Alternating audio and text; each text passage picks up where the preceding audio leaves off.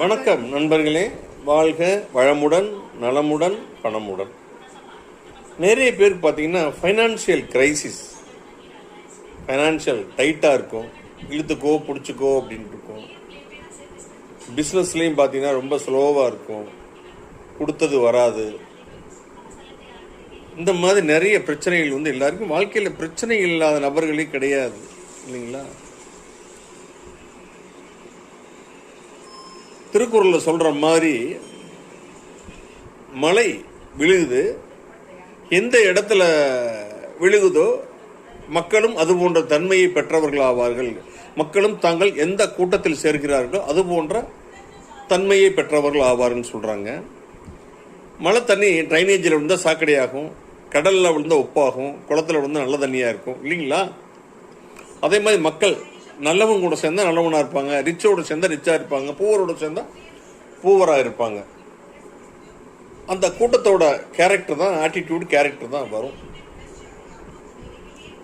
அந்த வகையில் நமக்கு பிஸ்னஸ் நல்லா நடக்கணும், பணம் நிறைய இருக்கணும் அப்படின்னா முதல்ல வந்து ஒரு பாசிட்டிவ் வைப்ரேஷன் வேணும். பணக்காரங்களோட பழகணும், பணம் இருக்கிறவங்களோட பழகணும். குறிப்பா திருப்பதி பணக்கார கடவுள் அப்படின்னு நம்ம சொல்றோம் இல்ல, திருப்பதிக்கு போயிட்டு வாங்க. வாய்ப்பு இருக்கிறவங்க வருஷம் போயிட்டு வாங்க. 6 மாசத்துக்கு ஒரு தடவை போயிட்டு வாங்க, 3 மாசத்துக்கு ஒரு தடவை போயிட்டு வாங்க, மாசம் கூட நீங்க போயிட்டு வாங்க.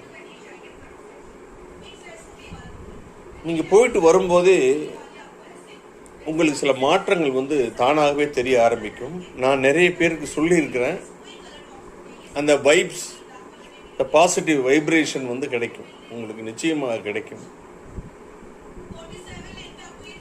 அங்கே கூட உங்களுக்கு ஒரு ஸ்பார்க் கிடைக்கலாம், யாரோ ஒரு முக்கியமான நபரை சந்திக்கலாம், அதன் மூலம் உங்கள் பிஸ்னஸ் டெவலப் ஆகலாம், அதன் மூலம் பணம் வரலாம்.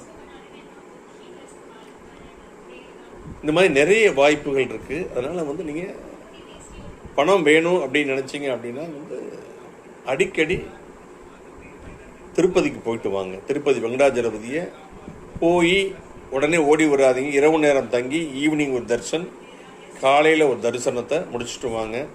ஒரு 12 மாதம் இதை தொடர்ந்து செஞ்சு பாருங்க, நிச்சயமாகவே நீங்கள் நினைத்தது வந்து நடக்கும். கோயிலுக்கு மட்டும் போயிட்டு வந்தால் பத்தாது, நம்ம வியாபாரம் அதை பெருக்குவதற்கு உண்டான சிந்தனையும் நமக்கு வேண்டும்.